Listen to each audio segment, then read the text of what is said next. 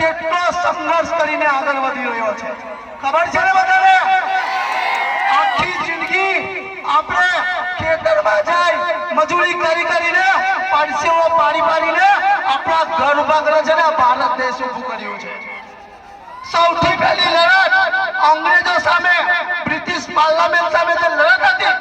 એ પણ આપણા આદિવાસી સમુદાયના લોકોએ લડી હતી તો એનો ગર્વ હોવો જોઈએ કે ના હોવો જોઈએ તો મિત્રો ઘણા બધા આપણા આદિવાસી સમાજના યુવાઓ છે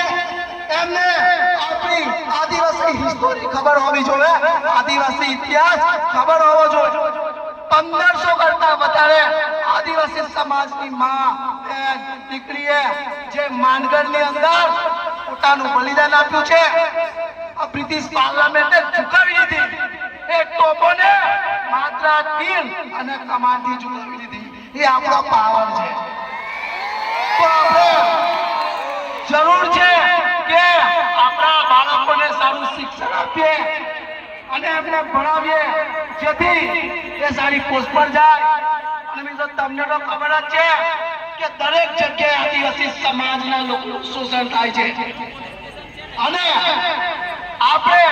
આપણા ઘર માટે આપણા પરિવાર માટે આગળ વધવાનું છે અને સૌ સાથી મિત્રોને ફરીથી એકવાર આપણે આપણો સમાજ કયો છે એ આપણો સમાજ નથી એ આપણો સમુદાય છે એ સમાજ ને બધું પછી આવ્યો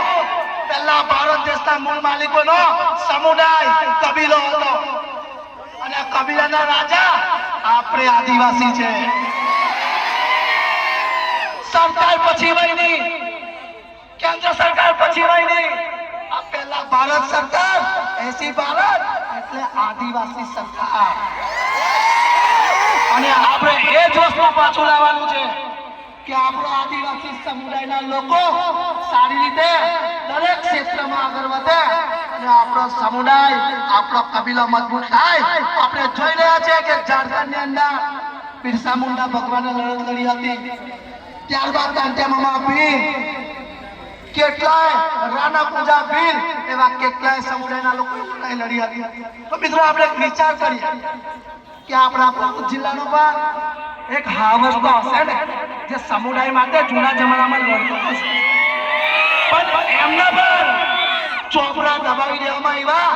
કારણ કે આ મનુવાદી સરકારોને ગમતું નથી કે આદિવાસી સમાજનો ઇતિહાસ પુસ્તકમાં લખાય તો આપણે માત્ર ઇતિહાસ નહીં પણ આખા ભૂગોળો બદલવાના છે અને ભારત દેશનો આ જે તીર કમાન છે ને એ પાછું લાવવાનું છે તો સૌ સાથી મિત્રો આપણા સમુદાય સાથે મહેનત કરશો ને સમાજને આગળ વધારશો ને બધા જૂથો કરો કે આપણે